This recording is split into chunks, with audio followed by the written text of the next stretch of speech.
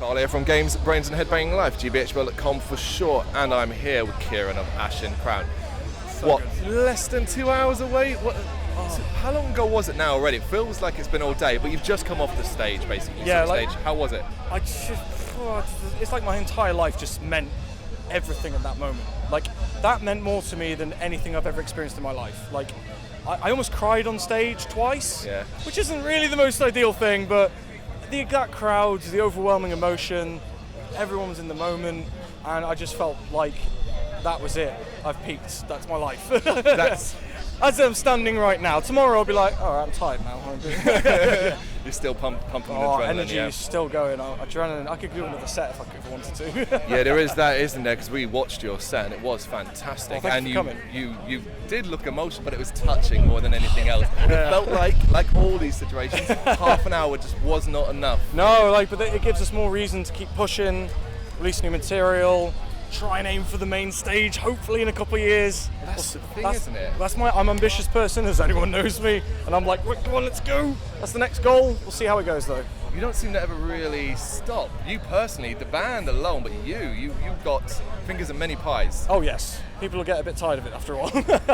No, but I find like you have very limited time on this planet as it is, and that last year really opened my eyes up of how much we take for granted.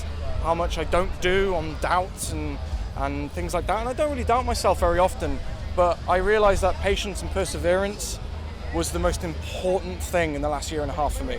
For me personally, because I was like, Sophie stage, things are bad, yes, they are, but Sophie stage, that's all my life was like, yes, this is all that matters.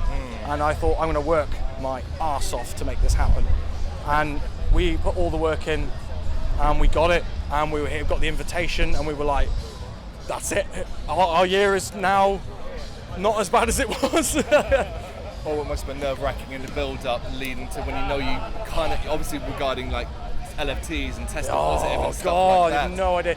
We had to unfortunately pull out our gigs before Bloodstock because we just could not take the risk. Right. We already had necessary risks with our jobs and kids and parents, grandparents, and so it's difficult. But when we thought these gigs, even though we do love playing gigs, they were not necessary for us to play.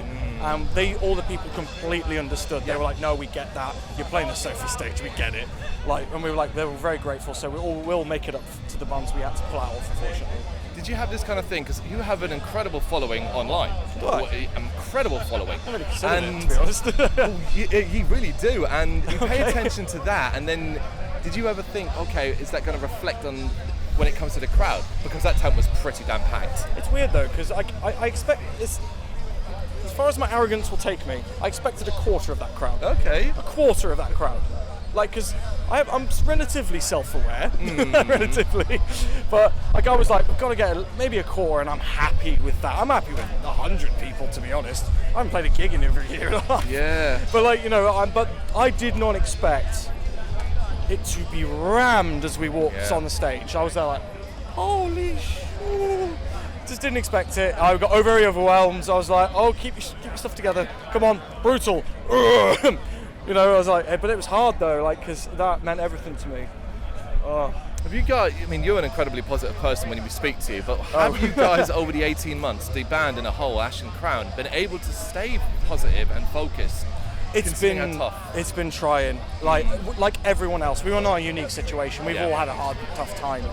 All of us have gone through a lot of problems and issues and illnesses, and family members having illnesses and things like that. Not just due to COVID, but also to COVID. And we've had to a lot of our hopes, dreams, things like that. It sounds dramatic, but it's true. We had loads of gigs booked for this year and last year that we couldn't play, and every time that gig date passed, it was more and more of a gut punch, and it was more than the heavy feeling every time. But we persevered and we were patient, and we couldn't rehearse for a year because we were sheltering all of our family members. My dad's got heart failure and COPD. He's getting on now. He's our biggest supporter.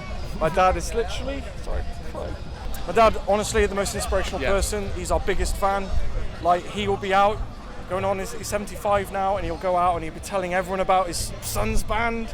And he's wearing like an Ashen Crown patch. And when you got a 75-year-old man coming up to you don't know, just be like, do you like death metal? Like, what is happening? But yeah, he's my biggest supporter. And without him, literally, I wouldn't be here. So, oh man! But honestly, like he's been an inspiration to me. He never gives up. He's the strongest man I've ever met. I bet you can't wait to show him the footage. Oh, he's gonna see this and he'll be like, "That's my boy." But yeah, But you guys have managed to stay pretty positive and moving forward throughout. Talking about which, then, what I guess are you hoping to be able to achieve over the next, say, 6 months, the rest of the year, what you can do? This is a hard one, right? Yeah. So basically, now post Bloodstock, we have gbhblofficial at the end of October. Cannot wait for that. Yeah. We've also got Badger Fest. We also have Bloodstock as well. We're headlining Bloodstock.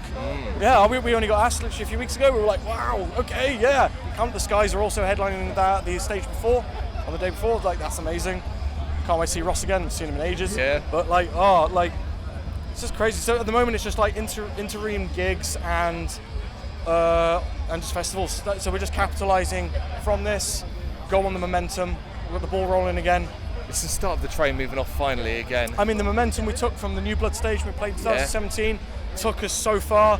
With this, I don't know where we're going to go. Yeah. I'm hopefully aiming for European festivals in a year or two.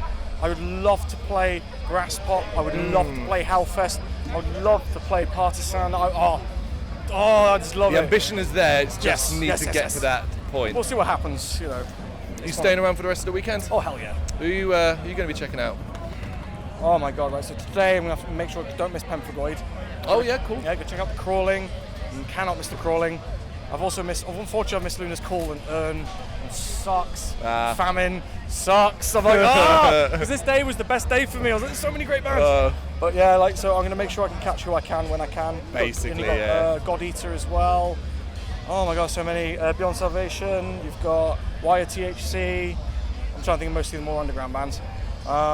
Basically, if they're on the New Blood or the Sophie, you're I'm probably going to be there. I'm going to be there, yeah. Like everyone's going to be seeing me there, I'm sure. You have a lot of pride in the scene, the British scene, because obviously it's a very strong scene. We've all known this for a long time. Everyone knows each other. This Bloodstock has obviously really pushed it into the forefront, where it's predominantly British only. Yeah, you're part of it. And and it's crazy to be part of this family. It is a family. It sounds really dramatic and a bit cliche, but it really is. Like, I walked around and I was like, I'm partially blind, right? I don't see very well. Okay. I don't manage it. I'm okay. But I don't see people. And they know that, and they always just come straight to me and give me a hug, and I'm like, thank you for that, because people waving at you, and I'm like, is that someone? So, I'm not rude, I'm not just like, who are you, like, You're more than the guy that just posts Ashen Crown memes. Sometimes. I feel like I've lost myself in that. You know what I mean? You know when you create something and it just gets out of hand? Everybody loves it. I mean, everyone's like, I love the memes, and I'm like, I'm a human. But no, it's my own fault. It's my own fault. It's part and parcel of who you are. Yes. Thank you very much for watching. You can check us out on gbhbl.com as well as on Facebook, Instagram, Twitter and Tumblr. Go to Patreon to help us out over there. That's patreon.com/gbhbl, as well as Big Cartel, where you can find some of our merchandise. We have a podcast running on SoundCloud and Apple Podcasts. And of course, if you like this video, do us a favour, hit the subscribe button and help the channel grow. Games, horror and heavy metal. What else is life for?